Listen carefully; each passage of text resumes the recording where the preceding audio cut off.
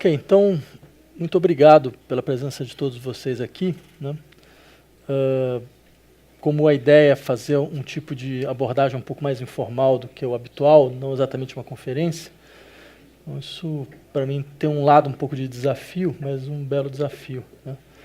Na verdade, eu gostaria de aproveitar esse momento para discutir um aspecto do livro do meu amigo e companheiro de trabalho, Christian Dunker, né, que acho bastante importante para que nós possamos pensar um pouco algumas características, inclusive, do que é a nossa, digamos, a nossa experiência nacional, né? Uma característica muito própria do que nós vivemos atualmente hoje no Brasil, né? É aquilo que ele desenvolve a partir da ideia de lógica do condomínio, né?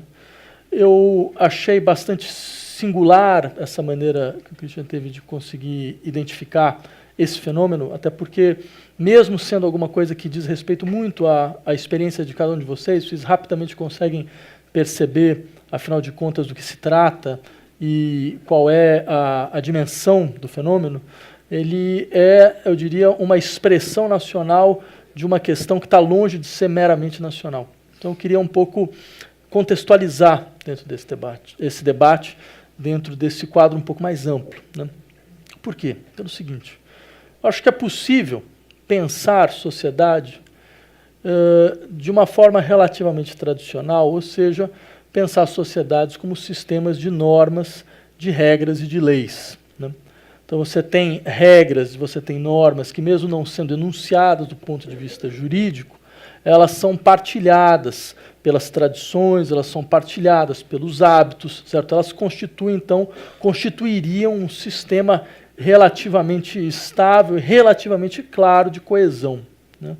Então, a partir dessa análise da sociedade como sistema de normas, regras e leis, certo? Nossa questão fundamental seria, então, pensar como que as normatividades operam no interior da vida social. O que é legítimo, o que é ilegítimo, né? O que é tacitamente aceito, o que é explícito e por aí, o que é implícito, o que é explícito. Então. Só que eu acredito que há também uma outra maneira de se pensar a vida social. E, a meu ver, eu diria muito mais rica e muito mais problematizadora, né? Eu diria que é pensar a vida social como um circuito de afetos, né? O que constrói os laços sociais, sejam entre sujeitos, seja entre indivíduos e instituições, seja no interior de instituições, tanto instituições como a família, como a escola, como igrejas, como instituições políticas, como, por exemplo, o Estado, certo? É aquilo que nós poderíamos chamar de um circuito de afetos. Nós somos afetados no interior da vida social. Nós somos afetados de diversas formas. Esses afetos produzem efeitos. Esses afetos criam disposições de conduta, disposições de comportamento, que podem muitas vezes nem ser objetos de representações conscientes. Mas vocês sabem tão bem quanto eu, certo? Que muitas vezes o que nos move à ação não são projetos conscientemente enunciados, né? Não são representações conscientemente construídas, mas são muitas vezes afetos inconscientemente vivenciados, né? E eles estão em circulação em todos os níveis da vida social. Eles estão não só em circulação no nível das relações imediatas, das relações afetivas, das relações intersubjetivas mais imediatas, né? Mas eles estão em circulação no interior das relações institucionais, certo? Das relações entre sujeitos, entre corporações, no sentido mais forte do termo, certo? Esse eu acho um dado muito importante, porque muitas vezes nós fazemos uma distinção que consiste em dizer mais ou menos o seguinte: o comportamento ideal dentro da vida democrática é um comportamento racional. Racional, entenda-se, a princípio, aquele tipo de comportamento guiado pela procura do melhor argumento. Então, se comportar racionalmente é estar dentro de uma espécie de universo comunicacional onde nós podemos, então, enunciar nossos interesses, nós podemos enunciar nossos projetos, nós entramos em conflito a respeito de projetos e interesses, mas graças a um espaço comunicacional relativamente neutro, ou idealmente neutro, nós poderíamos, então, chegar a certas experiências de consenso, porque nós partilharíamos aí uma espécie de gramática comum que nos permitiria, então, avaliar quais são os melhores argumentos no interior da vida social. Certo?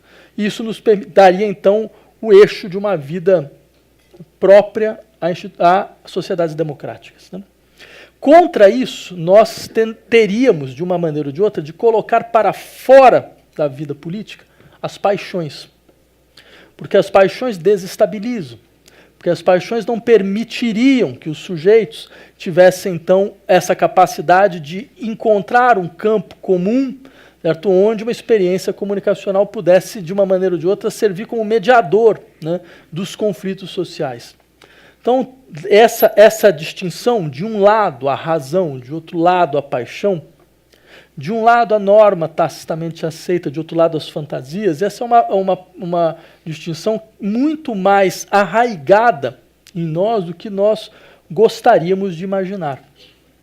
Então, exatamente contra esse tipo de perspectiva, eu insistiria na ideia de, ao contrário, na verdade, se há algo de uma certa forma racional na vida social, são os nossos afetos.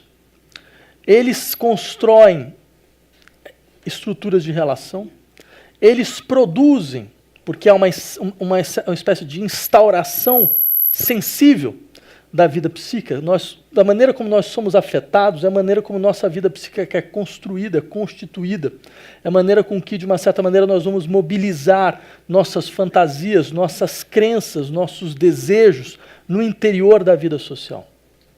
Então, se nós quisermos compreender o que nós somos capazes de fazer e o que bloqueia nossas ações, o que nos impede de fazer certas coisas, eu acho que a primeira questão importante é saber quais afetos nos mobilizam. Né? Eu diria que só é possível ter uma outra experiência da vida social, só é possível operar transformações na vida social se nós pudermos ser afetados de outras formas. Enquanto nós formos afetados das mesmas formas que nós somos afetados hoje, nós agiremos sempre da mesma maneira. Nós teremos sempre as mesmas representações, nós teremos sempre as mesmas disposições de conduta. Nós repetiremos sempre as mesmas coisas. Então, eu diria, de uma certa forma, as transformações políticas não são questões de novas ideias. As transformações políticas são questões de novos afetos. Não são novas ideias que produzem grandes transformações, são novos afetos que produzem grandes ideias. Né? Então, pensando nisso, é que eu achei que seria interessante discutir com vocês que tipo de afeto está por trás da lógica do condomínio, né? Que é tão presente na nossa vida social, porque é muito claro, isso trata-se, na verdade, de uma bela metáfora, né?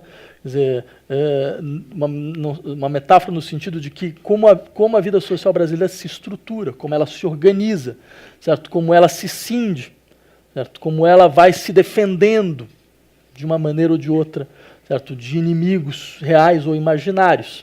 Né? Então, tendo essa pergunta em mente, minha tendência quase, digamos, espontânea de começar o debate seria dizendo, não é possível entender nada do que está sendo discutido dentro desse contexto se nós não partirmos de uma ideia, a meu ver, absolutamente central e que ela tem uma tradição filosófica de séculos, né?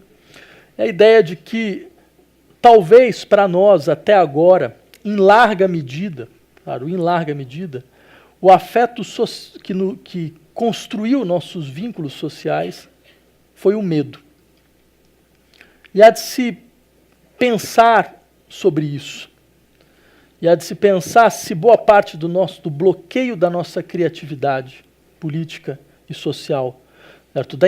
Nossa incapacidade, nossa dificuldade de traçar novos futuros possíveis, não venha do fato de que o afeto que, em larga medida, construiu nossa sociedade foi o medo. Né? E esse é um dado, me parece muito interessante, talvez um belo ponto de partida. Porque, primeiro eu diria, existe uma tradição filosófica que vai insistir exatamente nessa ideia, de que o medo é o afeto político central. Né? Eu poderia lembrar aqui para vocês o Thomas Hobbes, né?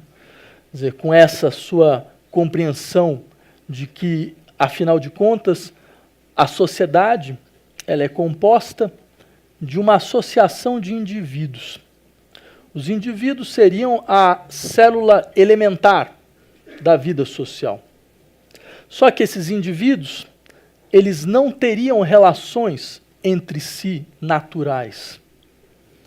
Uma sociedade é uma relação de termos sem relação. Uma sociedade é uma seria, pelo menos nessa perspectiva hobbesiana, uma construção, certo, de relações entre indivíduos que naturalmente não têm relações entre si. Por que eles não teriam relações entre si? Porque os indivíduos são movidos por desejos que não têm mais lugares naturais. Não há mais um lugar natural para cada um desses indivíduos. Assim como não há mais um lugar natural para os seus desejos. Por isso, eles têm um desejo que, primeiro, ele desconhece limite, e segundo, eles tendem a desejar, no final das contas, as mesmas coisas.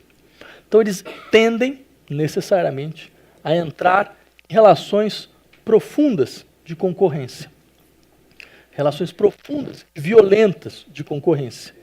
Diz o Hobbes, todos são mais ou menos iguais em força, todos têm a mesma pulsão de desejos, todos procuram mais ou menos as mesmas coisas, é muito natural que cada um comece a entrar em concorrência com o que o outro tem. Né? Mas vocês percebem, nós estamos descrevendo uma situação aparente de insegurança total. Né? Uma insegurança que o Hobbes descrevia como a guerra de todos contra todos. Há uma tendência natural na vida social de que nós entremos numa guerra de todos contra todos. Porque essa guerra de todos contra todos, claro, é um estado de natureza, mas não é um estado de natureza que poderia ter sido superado de uma vez por todas. O estado de natureza é uma latência da vida social. É algo que pode a todo momento voltar. Certo? De maneira ou de outra, ele pode a todo momento explodir. Né? Agora, o que é interessante no interior, digamos, dessa perspectiva de compreensão da vida social, é que o que mobiliza, então, as pessoas a criarem instituições, a criarem relações, antes de mais nada, é o medo que os indivíduos têm uns dos outros. É o medo da morte violenta, é o medo da despossessão dos bens, é o medo da perda, é o medo de que o objeto que eu trabalhei, o fruto do meu trabalho, me seja espoliado, me seja roubado, certo? Esses são os afetos centrais. Então, quando o Estado aparece, por exemplo, né, o Estado apareceria como aquele que, de uma certa maneira, tem toda a força necessária para me proteger do medo que eu tenho dos outros à minha volta. Como dizia um leitor do Hobbes, né, que tem pelo menos a virtude da clareza, que era o Carl Schmitt, dizia: protergo ergo obligo é o cogito ergo sum do Estado. Ou seja, eu protejo, logo eu obrigo, é o penso, logo sou do Estado, é o fundamento do Estado, é a ideia central. Certo? Ou seja, qual que é a função, antes de mais nada, das instituições do Estado? É a proteção. Né? É a proteção contra uma situação que, a princípio, caso não houvesse o Estado, caso não houvesse as instituições, seria uma situação na qual a morte iminente estaria à ronda, perto de todos. A morte violenta estaria à ronda, estaria perto de todos. Certo?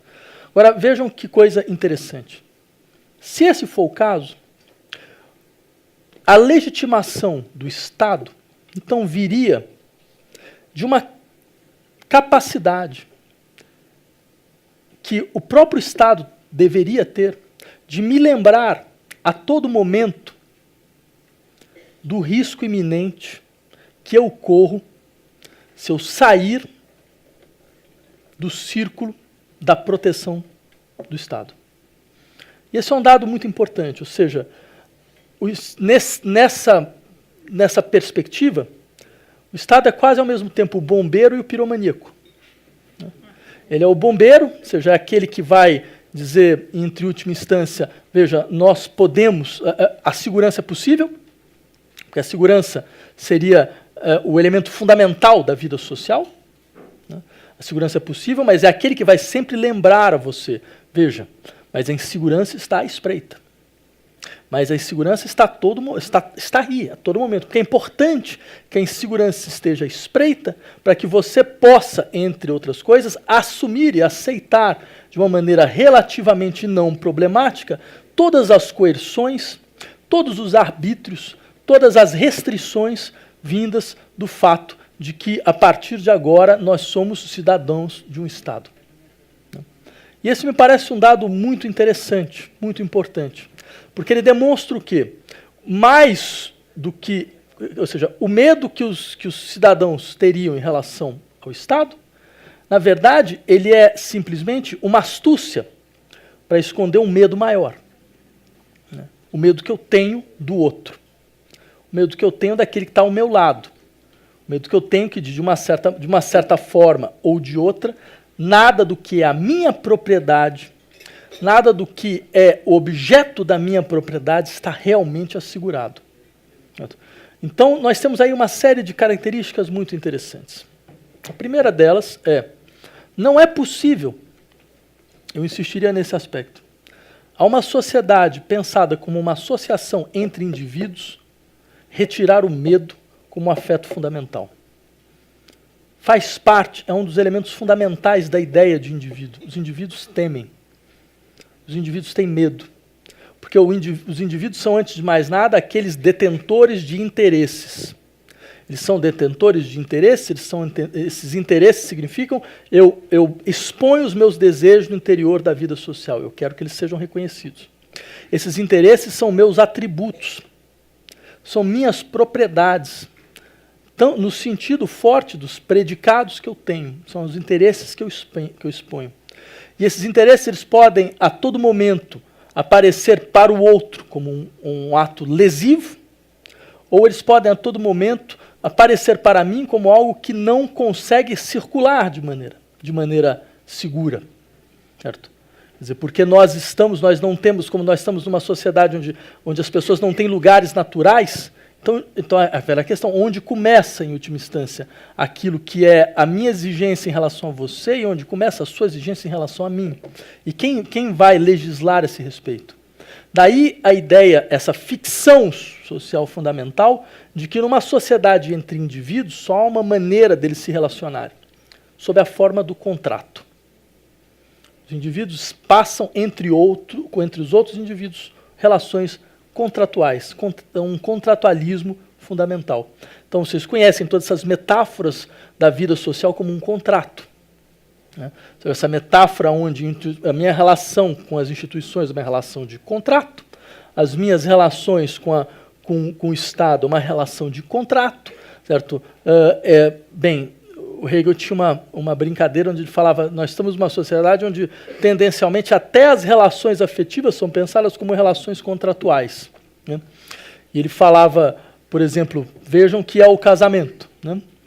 Quer dizer, se eu pegar uma definição do casamento, por exemplo, do Kant, né? Isso é o Hegel comentando. Kant falava, o casamento é uma união, é um contrato entre pessoas de sexos diferentes. Bem, tudo bem, isso era no século XIX. Né? Era um contrato entre pessoas, já passou, contrato entre pessoas de sexo diferente, pelo usufruto das suas qualidades sexuais. Né? Essa era a definição. Mas vocês acham engraçado, mas essa definição, ela, de uma certa maneira, ainda está presente em vários ordenamentos jurídicos. Certo? Por exemplo, há 2 anos atrás, um casamento foi anulado na França porque uma das pessoas do interior do casamento conseguiu provar, eu não sei exatamente como, certo, que, afinal de contas, a expectativa do que era o direito sexual dela não foi cumprida. Então o casamento foi anulado, como se não foi forcluído, como se não tivesse existido. Né? Então, e é muito interessante, eu lembrei dessa anedota que o Hegel contava, porque ele dizia, bem, se isso é verdade, se essas relações são também relações contratuais, então veja, se eu chego em casa, eu sei lá, quero transar com a minha esposa e ela não quer, eu chamo a polícia. É uma relação contratual, está aqui um contrato, está aqui, ó. Quer dizer, ele fazia isso simplesmente para dizer o quê? Veja como a metáfora do contrato, para analisar as relações sociais, é uma aberração, é aberrante, é incapaz de compreender o que realmente está em jogo, certo? Nesses vínculos afetivos inconscientes que mobilizam e constroem relações efetivas. Né? Tudo isso para dizer, mas dentro de um modelo de pensamento onde a sociedade é uma associação de indivíduos, os indivíduos se associam de forma contratual, todas as relações que eles têm entre indivíduos e entre instituições são pensadas de maneira contratual, é impossível retirar o medo como afeto central. É impossível que o medo não circule a todo momento. Né? E eu acho um dado muito interessante, porque a gente falou aqui de alguns elementos que são típicos, digamos, da subjetividade liberal, tradicional. Né? Hobbes, por exemplo, eu poderia lembrar do Locke e companhia. Mas vejam como, dentro das nossas sociedades neoliberais, esse tipo de perspectiva ele ficou claramente presente. Certo? Porque, se eu pudesse falar um pouco sobre o que é... Porque, veja, o neoliberalismo não é simplesmente um sistema de trocas econômicas, né, ligados, por exemplo, a uma maximização das atividades empresariais, de uma desregulamentação do poder de organização, a princípio, do poder de organização do Estado. Na verdade, o neoliberalismo é uma forma de vida. Quem entendeu isso muito bem, por incrível que pareça, foi a finada Margaret Thatcher. Ela disse numa entrevista uma frase, ela pelo menos tinha virtude da clareza, né? Pelo menos isso. Ela deu uma entrevista que foi realmente impressionante, onde ela falava, a economia ela é um método, o objetivo é transformar os corações em mentes. De uma clareza profunda. Ela fala, não, mas não é um problema econômico, é um problema de engenharia social. A gente não está falando só de economia, a gente está falando de uma engenharia social, a gente está falando de criar um modelo de sociedade. Certo? E é muito importante entenderem isso, né? Porque, de fato, se vocês pensarem bem, existe uma maneira muito típica da nossa sociedade, né, que são essas sociedades que entraram dentro de uma lógica muito própria do capitalismo neoliberal, que é um modelo de sociedade ligado a um certo tipo de organização da vida psíquica. E esse tipo de organização da vida psíquica, se eu pudesse sintetizar, ele tem um elemento central, que é os ideais de condutas, porque, afinal de contas, nós estamos falando de como as pessoas internalizam ideais e constituem, então, suas disposições de condutas a partir de ideais. O ideal de conduta fundamental é uma espécie de ideal empresarial de si. Né?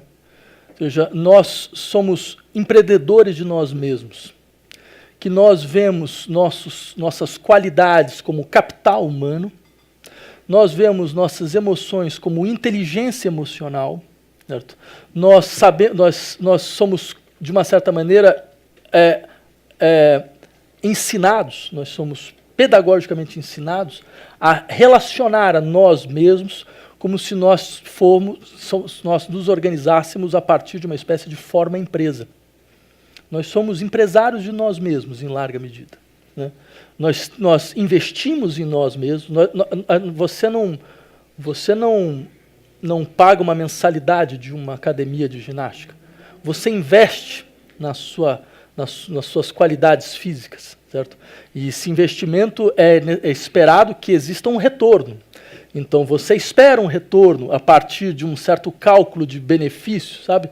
De custos e benefícios, que vai cada vez mais se internalizando. Porque nós começamos a aprender a não exatamente seguir normas. Nós aprendemos a calcular custos-benefícios, que é algo que tem um pouco diferente. Né? E eu acho assim, o Brasil tem sempre essa virtude de colocar as coisas de uma maneira muito interessante. Por exemplo, eu diria, essa lógica, eu nunca vi uma expressão mais bem acabada dela do que uma revista que circula no Brasil, que tem um título fantástico, esse título é impagável, né? É Você S.A. Assim, mais claro impossível, entendeu? Você não precisa mais acrescentar mais nada. De fato, trata-se de uma sociedade anônima, né? Trata-se de uma sociedade anônima que funciona mais ou menos da mesma forma. E é muito interessante, porque aí começam algumas questões. Quer dizer, dentro de um ideal empresarial de si, como o desejo funciona? Porque tal como numa empresa, o desejo ele funciona por maximização de intensidades, de intensificação, certo? Quer dizer, tal como numa empresa onde pouco importa exatamente o que é produzido, importa é como eu consigo circular o capital e fazer com que ele cresça a todo momento, certo? O fundamental é que você tenha uma maximização cada vez maior dos investimentos, ou seja, é a medida da intensidade que conta. É a intensidade, é o empuxo em direção à intensidade que conta. Esse é o elemento central, certo? Então, ou seja, não é o objeto específico, certo? Mas é o movimento, certo? Não é exatamente o que você quer. Tem um livro muito feliz que depois foi transformado em filme pelo David Cronenberg. Eu imagino que alguns de vocês devam ter visto esse filme, chama Cosmópolis, né? E que é a história de um yuppie, né, Nova York, chamado Eric Packer, né, que ele vive numa limusine, né, uma enorme limusine, e ele passa a sua limusine por Nova York cheia de manifestações, não sei o quê, e as pessoas vão entrando e saindo da sua limusine, né. E numa dessas entra uma guru, né, que é uma chefe de teoria, que é uma mistura de budismo e de filosofia pop, né, que ela vai então explicar para ele, afinal de contas, as maravilhas do mundo contemporâneo, né? E tem uma fala muito interessante, né? Porque ele tinha acabado de comprar um aquário com um tubarão, né? E um elevador panorâmico e todas essas coisas, né? Aí ela vira para ele e pergunta, mas Eric, o que você acha que você comprou, na verdade? Você acha que você comprou o aquário? Você acha que você comprou o tubarão? Você acha que você comprou o seu elevador panorâmico? Você acha que você comprou o helicóptero? Não. Você acha realmente que você comprou isso? Ele falou, não, Eric. Na verdade, tudo isso custou quanto? 140 milhões de dólares? Você comprou 140 milhões de dólares. Você não comprou objeto nenhum. Você comprou o número. 140 milhões de dólares. É isso que você comprou. Porque é isso que moveu o seu desejo, certo? O que moveu o seu desejo foi um impulso em direção à desmedida. Só que uma desmedida assim, monetariamente quantificável, certo? Mas o impulso em direção à intensificação, cada vez maior, cada vez mais forte, certo? Que faz com que qualquer parada seja uma covardia. Qualquer parada de falar, não, só isso está bom, é uma covardia, né? Quer dizer, porque por trás desse impulso pulsional existe também uma moral, né? Quer dizer, uma ideia moral de que quanto mais certo, quanto mais correto, quanto menos pior, né? Então, veja, claro, a gente poderia aqui passar horas descrevendo como esse tipo, digamos assim, de internalização de ideais foi um elemento fundamental para um funcionamento da vida social, que é baseado, entre outras coisas, na desregulamentação, na flexibilização, certo? E nessa ideia de que, afinal de contas, você é responsável pelo seu sucesso e pelo seu fracasso, mais ninguém, certo? Você é responsável pelo que você conseguiu e mais ninguém. Então, haja você isoladamente, né? Pense em você isoladamente. E pare de ficar imaginando que você faz parte de algum tipo de estrutura maior, onde você tem interesses comuns e coisas dessa natureza, porque só existem duas coisas, famílias e indivíduos. O resto tudo é abstração sociológica, certo? Quer dizer, então, dentro desse tipo de perspectiva, eu diria, veja que coisa interessante. Existe um elemento fundamental aí. A gente falou do elemento, digamos, de intensificação dos desejos, né? Mas não tem nenhuma estrutura social que funcione simplesmente através da maneira com que ela mobiliza os desejos. Há sempre um jogo duplo. entre desejo e medo, entre promessa e punição. Todo poder funciona desse jeito. Não tem nenhum poder que é só coercitivo, né? Ou seja, que é só baseado no medo. Ele sempre é baseado também numa promessa. E também não tem nenhum poder que é só assim, intensificador, que é só excitador, que é só baseado em promessas. Ele é baseado também em punições. E é um dado interessante porque, veja, nós temos um medo fundamental dentro das sociedades neoliberais. Se você não for capaz de organizar sua vida no interior de uma racionalidade econômica, certo? Que é a forma fundamental da racionalidade, se você não, nós digo organizar sua vida, não é só sua vida profissional. É sua vida profissional, sua vida afetiva, é sua vida, a vida das suas relações, sua vida com a sua empresa, com o Estado, com a sua escola, com as instituições que estão à sua volta. Todas elas devem obedecer a uma lógica empresarial, porque você as vê fundamentalmente como empresas, né? Nós vemos o Estado como uma empresa, né? Nós vemos as escolas como uma empresa. Isso é uma forma geral de organização da vida social. Certo? Quer dizer, dentro dessa modalidade de perspectiva, certo? Bem, só entre parênteses, a gente só consegue fazer isso hoje porque as próprias empresas se modificaram, né? E aí é o lado astuto do processo, né? Porque as empresas já não funcionam mais a partir, sei lá, da lógica taylorista, né? Do cálculo dos tempos e movimentos, ou dessa burocracia racional, como se essas duas palavras pudessem caminhar juntos, né? Burocracia racional é quase como inteligência militar, né? São duas palavras que não tem como entrar, né? Mas, bem, que era a ideia weberiana, né, da burocracia racional. Então, né? Quer dizer, essas ideias empresariais que foram até os anos 20 e 30, elas foram paulatinamente abandonadas, né, por uma versão mais ou menos humanista, onde administrar era saber criar cooperação, né, reconhecimento, comunicação, né? Ou seja, só que essa humanização das empresas, e é muito engraçado porque, a partir de um certo momento, o discurso de administração foi uma mistura entre administração de empresa e psicologia, né? Ou seja, foi uma... esse ponto seria muito interessante de discutir, porque essa mistura de administração de empresas e de psicologia, de lógica empresarial, de lógica psicológica no interior das empresas, transformou a empresa numa espécie de espaço de experiência psíquica, que não era antes. Isso criou uma série de consequências. Entre outras, até o vocabulário da psicologia foi se organizando a partir da lógica da administração de empresa. Sei lá, se você fosse, por exemplo, se pega essas teorias cognitivas comportamentais, principalmente psicologia cognitiva, quer dizer, o que é um modelo de abordagem de psicologia cognitiva, a não ser uma aplicação da lógica empresarial dentro da vida psíquica dos sujeitos. Então, você organiza a partir de steps, né? Você tem um step, dois steps, uma fase, outra fase, outra fase. Você aprende a fazer cálculos. Então, peraí, você tem uma dúvida, então vamos organizar, dá um peso a cada coisa, analisa cada coisa. Ou seja, você tem um modelo de racionalidade. Esse é o elemento fundamental.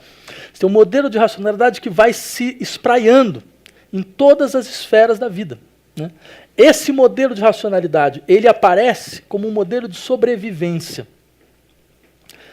Se nós quisermos sobreviver, nós devemos saber aplicar a racionalidade econômica em todas as esferas da nossa vida, né? Em larga medida, né? Então, isso significa recusar a racionalidade econômica é, antes de mais nada, dar 2 passos em direção à morte social. Certo? E como nós estamos numa situação onde, quer dizer, você não tem mais aquelas situações nas quais você pode abdicar da racionalidade econômica porque você tem algum tipo de estrutura de seguridade, né? Mas isso é cada vez mais dissolvido. Então você percebe, quer dizer, ou você de fato entra, ou você vai paulatinamente em direção a uma situação de morte social. Ou seja, há um medo em circulação, fundamental, né? Esse medo que circula de uma forma ou de outra, pode ser um tipo de medo aparentemente distinto desse medo que eu havia descrito, sabe, dos indivíduos concorrenciais que lutam entre si, certo? E tem medo de que, exatamente pela concorrência e desmesura dos desejos, a morte violenta esteja à espreita. Certo? Mas eu lembraria para vocês que o medo é o afeto mais plástico que existe. Ele tem um sistema de vasos comunicantes, ele passa de um lado para outro, ele se transmuta de uma forma ou outra, né? Então, eu insistiria muito nesse aspecto, né?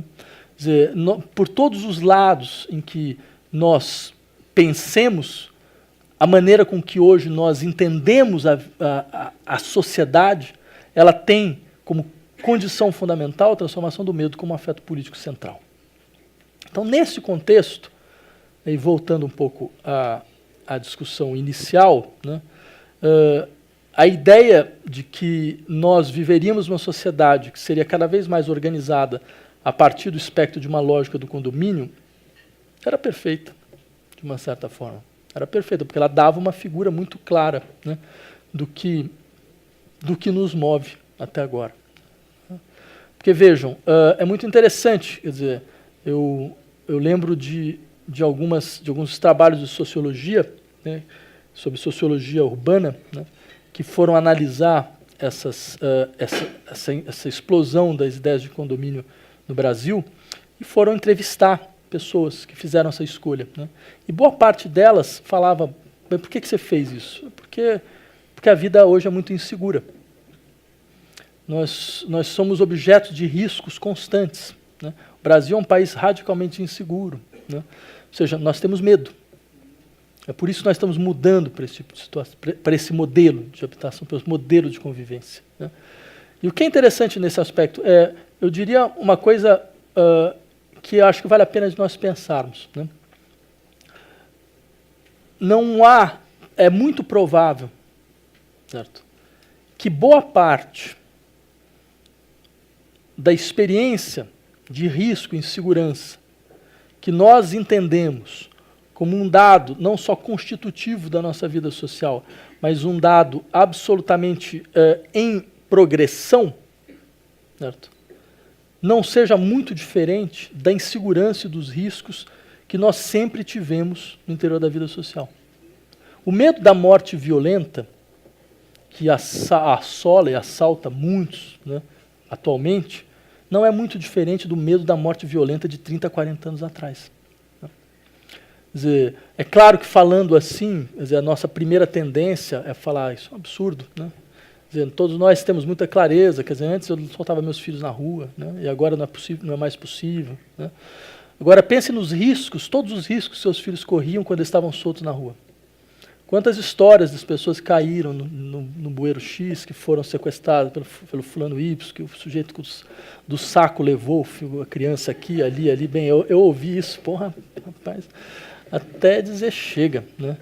Mas, ou seja, em suma, é simplesmente para dizer o seguinte, a vida social é uma esfera constante e contínua de riscos.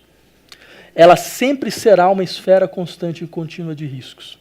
A questão é, por que a nossa sensibilidade aos riscos mudou de maneira tão brutal?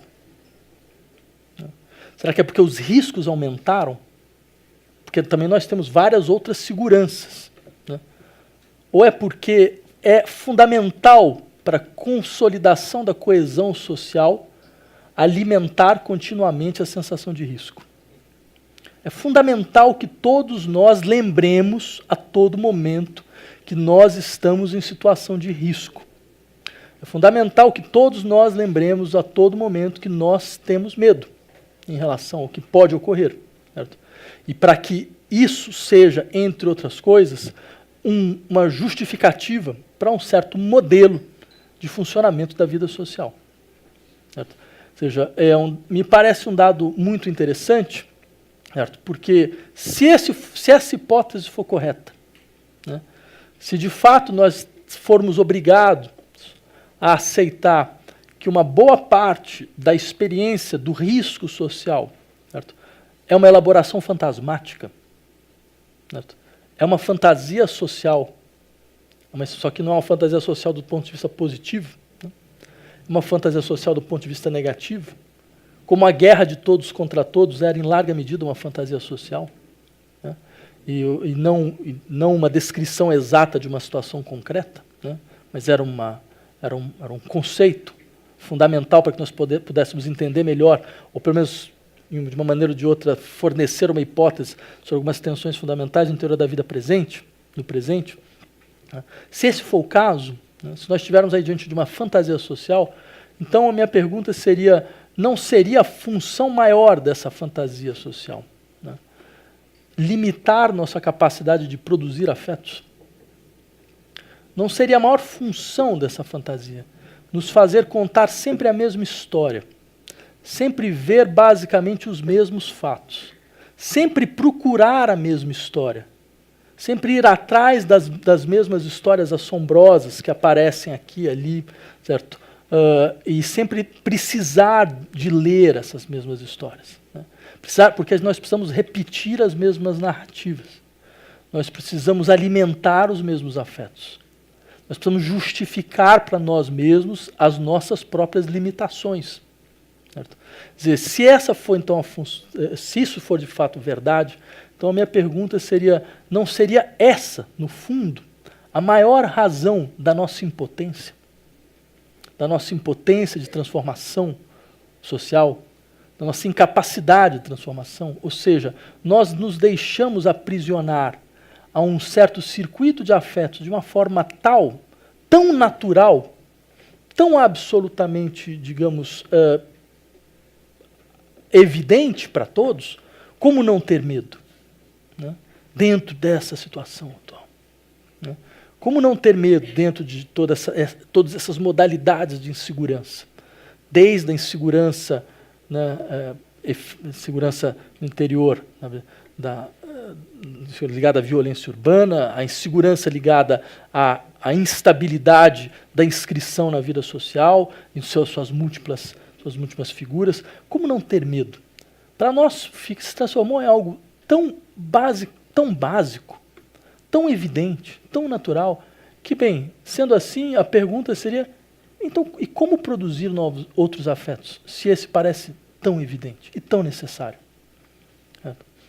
Mas vejam, mais uma vez, a circulação de afetos, ela é um modo de constituição, não só da vida psíquica, mas é um modo de constituição dos meus possíveis, do que me é possível e do que me é impossível, né? É um modo de definição, afinal de contas, do que eu sou capaz de fazer e do que eu não sou capaz de fazer, né? Do que eu sou capaz de pensar e do que eu não sou capaz de pensar, né? Então, eu insistiria: nada, absolutamente nada se modificará, nunca, em situação nenhuma, ainda mais no nosso país, se nós não pararmos de nos deixarmos afetar da mesma forma sempre. Eu lembraria para vocês, por exemplo, isso para mim foi algo bastante ilustrativo desse tipo de perspectiva. Eu morava em no ano 2002, na França, quando teve uma eleição para presidente, e pela primeira vez o partido de extrema-direita xenófobo chegou ao segundo turno das eleições presidenciais. E a imprensa foi entrevistar principalmente as pessoas que moravam em pequenas cidades, né, muitas vezes de 2, 3, 4 mil habitantes, que votaram em peso na extrema-direita. E aí eu lembro de uma entrevista muito significativa, né, onde eles viraram para um morador e perguntaram para o morador: mas por que você votou? Não, porque eu tenho medo. Ah, você tem medo? Medo do quê? Medo da violência. Aí o cara falou: mas espera aí, cara, deixa eu me explicar uma coisa. A última vez que teve alguém preso nessa sua vila deve ser o quê? Uns 300 anos atrás? Sei lá, qual foi a última vez que teve, de fato, assim, um assalto aqui, né? Porque, a princípio, todo mundo conhece todo mundo, né? Ele falou: não, mas a gente vê na televisão, a gente tem medo que chegue até aqui. A colocação era fantástica. Ou seja, não era uma questão de qual era a experiência efetiva do indivíduo. Era quanto ele acreditava na possibilidade da ocorrência do fato. Quanto ele acreditava que, bem, por enquanto a gente está aqui, mas a qualquer momento eles vão chegar. Por enquanto está aqui, está tudo mais ou menos seguro, mas olha, você está vendo aqui, ó, aqui do lado aconteceu. Aqui do lado, 30 quilômetros, né? Por que não vai acontecer aqui? Daqui a pouco eles vão chegar aqui, certo? Ou seja, era essa mobilização discursiva que fazia com que ele só conseguisse ver uma coisa, que é: existe uma catástrofe iminente, vai chegar, certo? A gente precisa estar preparado, né? Tem alguma coisa estranha que está sendo gestada, certo? Nós vamos ser tomados por isso. Ou seja, mais uma vez, veja, não era uma questão do que estava realmente ocorrendo, era uma questão de qual expectativa foi criada. como a expectativa foi criada e como ela estava sendo alimentada. Porque essa expectativa fazia com que ele vivesse, em última instância, num tempo que não era só o tempo presente, era o tempo do futuro.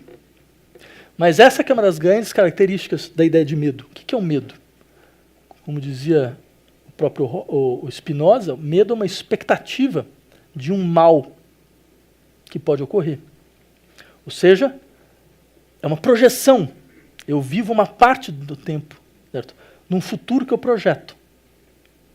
Daí porque, por exemplo, Spinoza dizia também, da mesma maneira como o medo é a expectativa de que um mal ocorra, a esperança é uma expectativa de que um bem ocorra.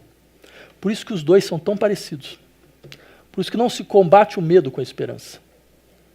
Porque o medo e a esperança têm alguma coisa de irmãos siameses. Não há esperança sem medo, não há medo sem esperança. Se eu tenho uma expectativa de que o mal ocorra, eu também tenho uma esperança de que talvez ele não ocorra. Por isso que eu tenho uma expectativa, eu não tenho uma certeza. Né? Se eu tenho uma expectativa de que um bem ocorra, eu também tenho uma expectativa de que ele pode não ocorrer, não é uma certeza. Né? Então, ou seja, é muito fácil passar de um sentimento a outro, né?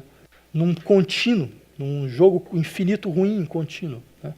Então vejam, como nós fomos, de uma certa maneira, naturalizando essa ideia de que é necessário pensar a partir da criação de um sistema de expectativas, né? E esse sistema de expectativas quer dizer que vai para nós sendo visto ou sendo vendido como se fosse, na verdade, a expressão de uma capacidade de responsabilidade, né? Como se responsabilidade fosse isso, né? Fosse saber criar e lidar com as expectativas. Então fica muito fácil você paralisar as pessoas. Basta que você controle a visão do futuro.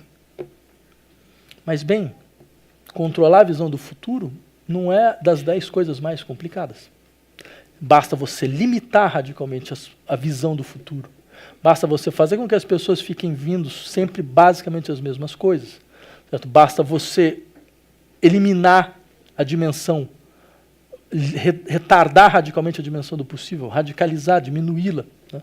Para que então, como dizia George Orwell em 1984, ele na verdade ele dizia o inverso, mas tudo bem. Né?